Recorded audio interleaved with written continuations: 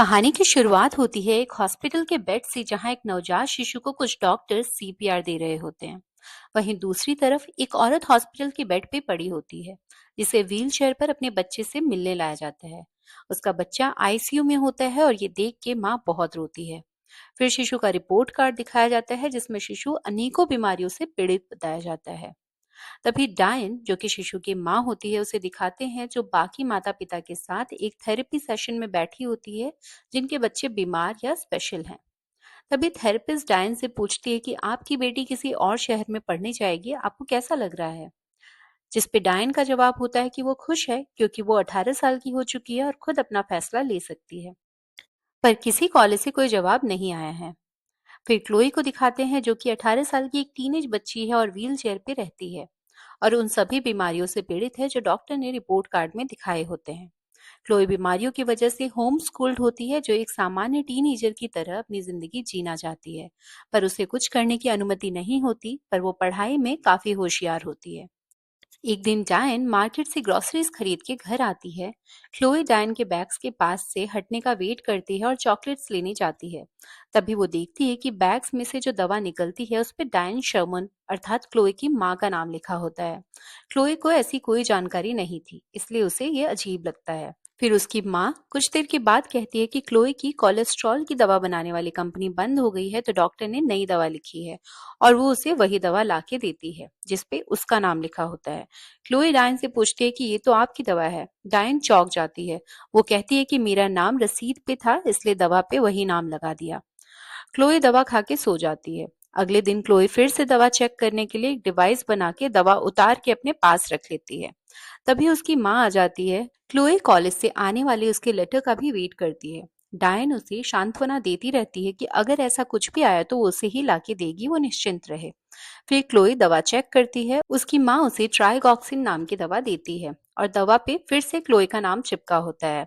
उसे लेबल पे कुछ अजीब लगता है और जब वो लेबल उतारती है तब उसके नीचे लगे लेबल पे डायन का नाम होता है। अब क्लोई का शक और गहरा होता जाता है। अब वो डायन की दी हुई दवा नहीं खाती। वो रात को चुपके से कंप्यूटर पे दवा के बारे में सर्च करने जाती है, पर इंटरनेट नहीं होता और उसकी माँ उसे चुपके से देखती रहती है। अगले दिन उसकी माँ बाहर होती है और वो लैंडलाइन से डायरेक्टरी के द्वारा हॉस्पिटल में कॉल करके दवा के बारे में जानना चाहती है। पर कॉल करते ही कॉल चार्जेस के बिल से उसकी माँ को पता चल जाएगा, इसलिए वो नहीं कर पाती और वो एक दो जगह कॉल करने की कोशिश करती है, पर सभी कोशिश नाकामयाब होती है। फिर वो एक रैंडम नंबर डायल करके उस इंसान को गूगल करके ट्राइकॉक्सिन के बारे में सर्च करने के लिए मना लेती है। वो उनसे कैप्सूल्स का कलर पूछती है और तब क्लोई का शक यकीन में बदल जाता है कि कुछ तो गड़बड़ है। पर उसकी माँ उसके साथ ऐसा क्यों कर रही है, उसे ये समझ नहीं आता। वो डिनर के टाइम पे अपनी माँ को मूवी देखने जाने के लिए मना लेती है। अगले दिन वो इन कैप्सूल्स को अपने पास रखती है और डायन के साथ मूवी देखने जाती है। मूवी देखने के दौरान वो अपनी माँ को कहती है कि वो वॉशरूम जा रही है। वहां से निकल के वो सीधे रोड क्रॉस करके उसकी माँ जहाँ से हमेशा दवा लेती है वहां पहुंच जाती है और उससे इस दवा के बारे में पूछती है। वो कहती है ये दवा उसकी माँ की है, इसलिए वो उसे इसके बारे में कुछ नहीं बता सकती। क्लोई किसी तरह से उसे दवा के बारे में जानकारी देने के लिए मना लेती है। स्टोर से मिली जानकारी से क्लोई दंग रह जाती है। वो कहती है कि ये कोई राइडोकी नाम की दवा है जो तुम्हारी माँ अपने कुत्ते के लिए ले जाती है और अगर गलती से किसी इंसान को ये दवा दी जाए तो उस इंसान के पैर काम करने बंद कर देंगे। तभी डायन भी वहां आ जाती है।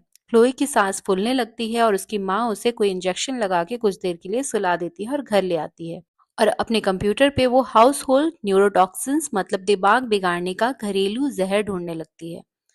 क्लोई को होश आता है। वो रूम से बाहर निकलने के लिए जब कमरे का दरवाजा खोलती है तब दरवाजा बाहर से बंद होता है। वो डायन से दरवाजा खोलने को कहती है, पर वो नहीं खोलती। क्लोई पिन के सहारे दरवाजा खोलती है तो देखती है कि दरवाजा सिर्फ लॉक ही नहीं, बाहर से सील भी होता है। अब उसे एक ही चारा दिख रहा होता है, जो है उसकी खिड़की। वो कुछ देर बैठ के प्लान बनाती है। वो अपना बीपी कोलेस्ट्रॉल सब चेक करती है। एक पेनिट्रेशन डिवाइस के तार की मदद से वो डिवाइस लेके खिड़की के सहारे बाहर निकलती है और बाहर निकलने से पहले अपने मुंह में पानी भर लेती है। वो खिड़की के शेड से खिसक के दूसरे रूम की खिड़की तक पहुंचती है। पेनिट्रेशन डिवाइस की मदद से खिड़की के कांच में एक होल करती है और मुंह में भरे पानी को जैसे ही टूटे हुए कांच पे फेंकती है, खिड़की का कांच टूटता है और वो अंदर घुसती है। वहां से वो अपने रूम तक जाकर अपना व्हीलचेयर लेती है। उसकी माँ ने व्हीलचेयर के रिमोट की बैटरी और सीढ़ियों से नीचे जाने का तार काट दिया होता है। वो पहले अपने व्हीलचेयर को धक्का देती है और फिर खुद को सीढ़ियों से गिरा के नीचे पहुंचती है और व्हीलचेयर पे बैठ के घर से भागती है। रास्ते में उसे एक जान पहचान का इंसान की गाड़ी दिखती है जिसका नाम टॉम होता है। क्लोए जख्मी हालत में होती है और उससे मदद मांगती है। टॉम तैयार हो जाता है पर तभी डायन की गाड़ी आती दिखती है। क्लोए छिप जाती है पर डायन उसे पहले ही देख चुकी होती है। टॉम डायन से कहता है कि क्लोए उससे नहीं मिलना चाहती और वो उसे लेकर हॉस्पिटल जा रहा है। उसकी माँ कहती है कि ठीक है, वो उसके पीछे पीछे आ जाएगी। टॉम क्लोई को कहता है कि वो हॉस्पिटल की पुलिस को इन्फॉर्म कर देगा।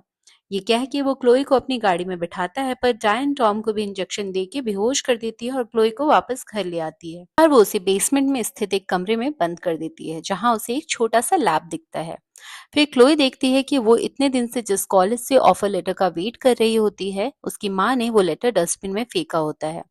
फिर क्लोई को कई बिखरे हुए लेटर्स और डायना बॉर्नवे के लेबल चिपके हुए कुछ बॉक्सेस दिखते हैं। क्लोई जाके देखना चाहती है पर उसका व्हील चेयर एक चैन के सहारे बंधा होता है। वो जमीन पे रेंग के बॉक्स तक पहुंचती है। बॉक्स में उसे अपने बचपन की फोटो दिखती है जिसमें उसे दिखता है कि बचपन में उसके पैर बिल्कुल ठीक थे। फिर क्लोई को एक डेथ सर्टिफिकेट दिखता है जिसमें उसका नाम होता है और मरने की उम्र 2 घंटे 11 मिनट की होती है। फिर उसे एक न्यूज़पेपर का आर्टिकल दिखता है जिसमें स्टॉकटन हॉस्पिटल से एक नवजात शिशु को अपहरण करके अपहरणकर्ता फरार होता है। क्लोई को सब कुछ समझ आ जाता है। असल में स्टॉकटन हॉस्पिटल वही हॉस्पिटल होता है जहां डायन अपनी डिलीवरी के टाइम पे होती है, पर जन्म के बाद ही उसके बच्चे को बहुत सारी बीमारियां होने के कारण वो बच नहीं पाता और उस दिन हॉस्पिटल में जन्मे दूसरे बच्चे को डायन लेके फरार हो जाती है और उसे अपने बच्ची क्लोई का नाम देती है और वो क्लोई को जानबूझ के वो सारी बीमारियां जो कि उसे असली बच्चे को जन्म देते टाइम थी, वो दवा के सहारे देती है ताकि उसे अपने असली बच्ची के होने का एहसास रहे। तभी डायन उस कमरे में आती है। वो उस लैब मशीन को लाती है जिसमें पेंट को पतला करने वाले तेल को इंजेक्शन में भर के क्लोई को लगाने जाती है। क्लोई डर के एक रूम में छिप जाती है और बंद कर लेती है। क्लोई को समझ आ जाता है कि डायन को उसकी जरूरत है और उसका ना रहना इसकी सबसे बड़ी हार होगी। तो वो एक पेस्टिसाइड्स की बोतल लेती है। जैसे ही उसकी माँ कमरे में घुसती है, क्लोई वो कीटनाशक पी लेती है। अगले ही पल क्लोई की आंख खुलती है और वो खुद को हॉस्पिटल के बेड पे पाती है। अब डायन रूम के बाहर खड़ी डॉक्टर से बात कर रही होती है। क्लोई की आवाज भी जा चुकी होती है। वो पास खड़ी नर्स से लिखने के लिए कुछ मांगती है और डायरी में मॉम लिखती है। तभी इमरजेंसी अलार्म बजता है और उस नर्स को जाना पड़ता है। डायन आती है और एक बार फिर से क्लोई को लेके हॉस्पिटल से भागती है, पर तभी रूम में नर्स फिर से आती है और क्लोई वहां नहीं दिखती। फिर बेड पे पड़ी चिट मिलती है जिसमें मॉम लिखा होता है। वो बाकी डॉक्टर से कोऑर्डिनेट करती है और सिक्योरिटी वाले को इन्फॉर्म करती है। सिक्योरिटी वाले उसके पीछे भागते हैं और डायन को गोली मार देते हैं और क्लोई को बचाने में कामयाब हो जाते हैं। 7 साल बाद क्लोई पैरों की डॉक्टर बन चुकी होती है। वो महिला सुधार केंद्र में डायन से मिलने जाती है। डायन की हालत दिन पे दिन खराब होती जाती है और वो चल नहीं सकती। क्लोई अब वही दवा जो डायन क्लोई को खिलाती थी, अब डायन को खिलाती है और कहती है उससे बहुत प्यार करती है। और इसी के साथ कहानी का अंत होता है। मूवी का नाम है रन। उम्मीद है आपको एक्सप्लेनेशन पसंद आई हो। आपसे फिर मिलते हैं अन्य किसी मूवी के साथ। तब तक के लिए बाय बाय।